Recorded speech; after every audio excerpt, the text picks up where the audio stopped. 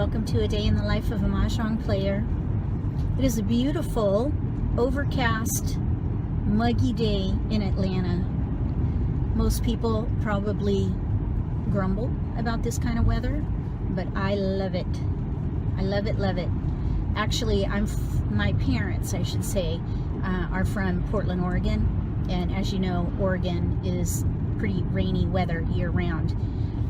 I personally love that kind of weather, and I would live there if I could. We may end up living there one day, I don't know. It's up in the air. Either Colorado Springs to be specific, or Portland, Oregon. One of those two. We're not sure yet when we retire, which is quite a ways away. Anyway, love, love, love Oregon. If you're blessed to live there, kudos to you. Today, I am on my way to play American-style Mahjong at Abbott's Bar and Grill in Johns Creek, Georgia. It's a great little restaurant. If you live in that area, check it out. So we play there every Saturday. They are very generous to give us their back room every Saturday for 5 hours at no charge, which is really nice. I personally love playing at bars, sports bars, because I like the food and I like not having to clean my house and, you know, having people kind of invade the neighborhood with their cars. That's kind of not so good for neighbors. So that's why we play at the restaurants. Anyway, so we're going to have 14 players today. This is a big group today. This is, I think our max is 16. We actually had 16 and 2 people backed out. So we almost made it to a waiting list, which is very exciting. I might have to get a bigger venue if we hit 16 every week. So looks like we might be on a little growing phase, which is very, very exciting. So today, since we have 14, we'll do 2 tables of 4 and 2 tables of 3, and then we'll do a rotation every 4 hands. And I should have thought about this. Everybody always gets confused about the rotation. I think I'll do it by rack color. I'm using all my sets, and I have colored racks, and they're all the same. So I'll just say wherever you start, whatever your rack color is, I'll just do a rotation by rack color. Like I'll say whoever is blue and green will move 1 table towards the door, and yellow and pink will move 1 table towards the fireplace. I think that's what I'll do. We'll see how that works. Hopefully that won't be too confusing. I'll let you know after. I might have to direct traffic. Oh boy. Okay, so anyway, that's the way that's going to work today. I wanted to bring up a childhood memory on my way. It takes me about, I don't know, 50 minutes to get there, because I live in Canton, Georgia, so it's always nice to do this vlog on this drive. It kind of makes the time go by, so I hope you don't mind these vlogs like this. It just, I don't know, it's a nice way to leverage that time. So anyway, I wanted to share, I missed my turn. Recalculating. Okay, that's not good. Alright. So I'm going to turn around real quick and go back. But I wanted to share about, hold on, let me make this turn. Okay. Back on track. Alright. I wanted to share a childhood memory with you from playing Mahjong with my mom. Turn right on Rugger Road. In the early 70s, I learned how to play Wright-Patterson style, which is Air Force rules. I was raised in the Air Force, if you don't get that by, you know, the story already. And my mom would play Mahjong at the Officers Club. And let's see here, I was in 6th, 7th 8th and 9th grade. 6th through 9th grades when we lived in Tacoma, Washington. That's where I learned how to play Mahjong.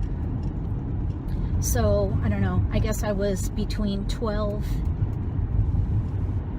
and 15. 13, 14, 15, 12 and 16. Really? I guess, no. 12 and 14. Okay, well anyway, that's not as important.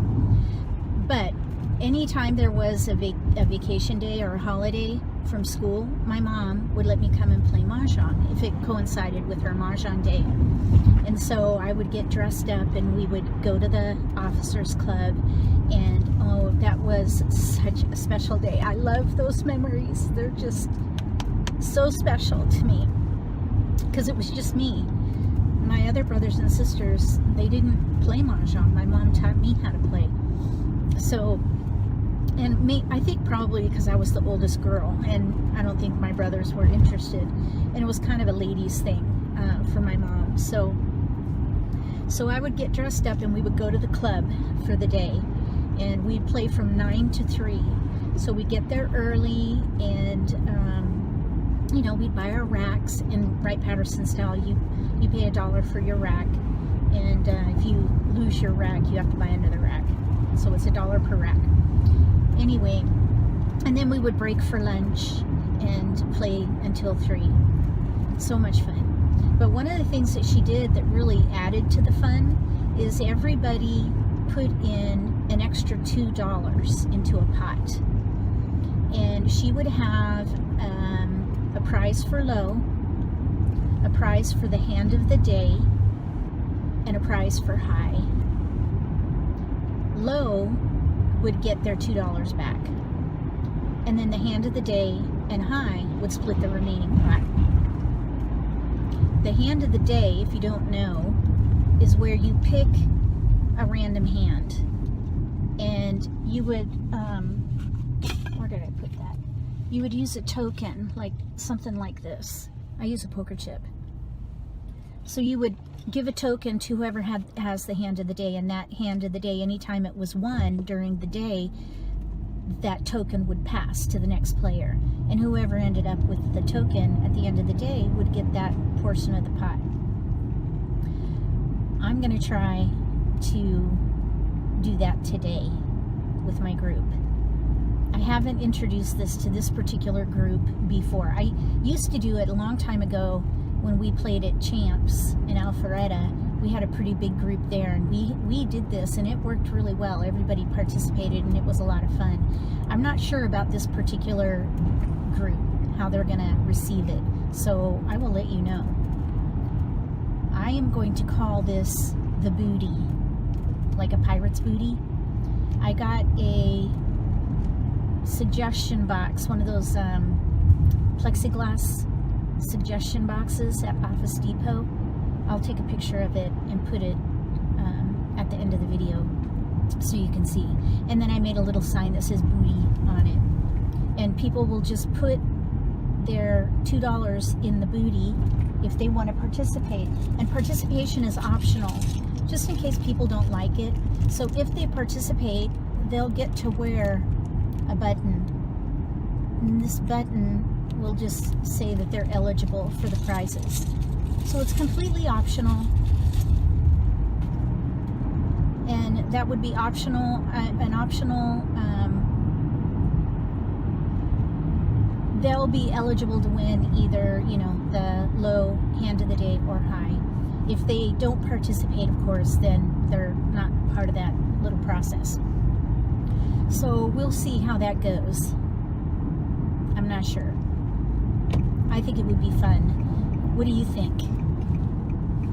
Tell me what you think about that idea. And if you have any other kind of prizes like that when you play, just to sweeten the pot, I guess. Because if you think about it, let's see, today we have 14 people.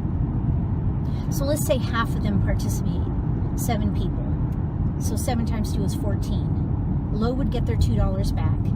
So that would be $12 remaining. Hand of the day would be $6, and high would get $6. That's a nice little bonus.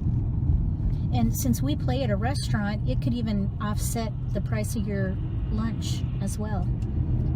So that's, I think, kind of a nice incentive. I will let you know on my way home how this idea is received. I'm on my way home from the Mahjong game. It went really, really well. We had 15 players. So for a while we had 2 tables of 3 and a table of 4, and then we ended up with 3 tables of 4 and a table of 3, and everyone really had a great time. We had people kind of, you know, dropping in, so we didn't do too much of a rotation before lunch. After lunch we played a hand, and then we did a player rotation. Let's see, we were at 3, I believe we had 3 tables of 4 and a table of 3. So what I did is I took 4 winds, so 4 north winds, 4 white dragons, 4 flowers, and 3 jokers. And the people who were at the table of 3 got to pick first with the jokers omitted, so that they didn't have to play at a table of 3 again. So the 3 players playing at the table of 3 got to pick a tile after we mixed them up, and then after those 3, I put the jokers in, and everybody else picked a tile to find their random seat. So we had a north table, a white dragon table, a flower table, and a joker table. And it worked out really well. How do you do your table rotations? If you have a big group, well, I suppose if you had 2 tables or more, how do you do your rotations to keep the playing fresh? Sometimes, you know, you might have a player who's slow, maybe you have a beginner, or maybe you have players who pick super fast, and you know, there's always a comfort level that's different for everybody. So when you do those player rotations, it really kind of mixes the crowd up a little bit, so everybody has a good time in the end. Write in the comment section how you do your rotation. I would love to hear it, and you know, more ideas are welcome. As far as I'm concerned, I love hearing everybody's ideas. Everybody loved the booty. Everybody but one player participated, and we had the hand of the day ended up being Lucky 13, any Lucky 13 hand. And I think the token passed 4 times. So it was kind of nice, and everyone really enjoyed it, so they want to do it again. I'm happy to report that. I did really well today. I kept my head above water, let me just say that. I didn't get high, but I won 4 times, and that last hand that I won was the big year hand. I really didn't think I was going to get it, and I think there were maybe 5 tiles left in the draw wall, and I self-picked. So that was really nice. I redeemed myself because I almost went pie. I almost went pie today. I was kind of on the fringe of pie most of the day, but I kind of, you know, I won every, I don't know, hour or 2, I guess, because I won 4 times, and I ended up being over pie, which was, it's always nice to be over pie. After Mahjong, I went to the Asian market and I got all kinds of fresh produce. So when I get home, I'll show you my haul. Here's my Korean market haul today. I got lots of produce, as you can see. I'm just starting a diet. I want to lose about 20 pounds in the next 2 months. So I have lots and lots of veggies and some lean protein. So I just wanted to share it with you. I've got bean sprouts. I love to use that with my stir fry. I've got some celery, and then I have cabbage here, some cute little cabbage. That's free food, very, very low calorie. And I've got all these lovely green onions. Look at this. 6 bundles for $1. 7 bundles for $1. That was a good deal. And I love green onions. I use them in stir fry, salads, meat dishes, whatever. Oh, they're so fresh and crisp. I just love them. And then I got a big bag of Vidalia onions. I've got some alfalfa sprouts. I love that in my salads. And as you can see here, I've got some red leaf lettuce and green leaf lettuce. Look how beautiful those are. I also got some of these Persian cucumbers. I like them because if you cut them, you know, from the long end, they're the perfect bite size. I've got some broccoli. That'll be really good in a stir fry. And then I have here some pork cutlets. They're super lean. Of course, I'll cut that little bit of fat off down here, but it's a really good deal. Let me see here. 1.45 pounds for $7.24. So basically $4.99 a pound. And they freeze really well. So that will be really great for a stir fry. And then I have some, I think it's a 26-30 count or something like that of shrimp. And let me see, that's probably the most expensive thing I got. I got 2 pounds exactly for $7.99 a pound. But I think it's worth it. It's good. Okay, then the extra thing I got that I think will be nice if I don't feel like cooking.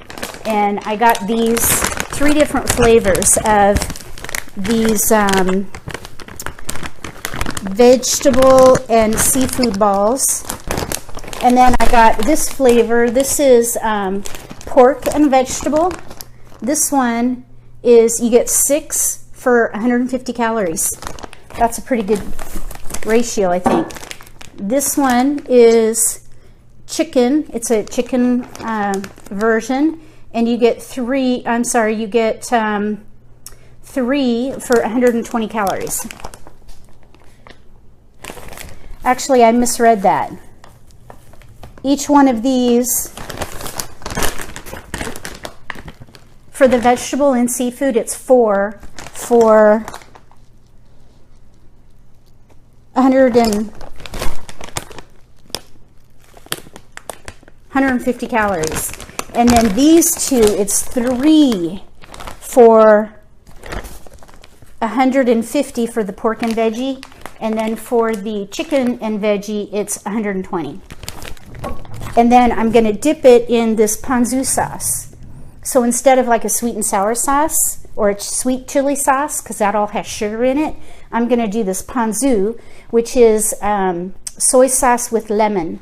So it's a nice flavor, just to kind of flavor up those little patties. So that's my Asian market haul. I think, let's see here, I spent $79 for all this produce and protein.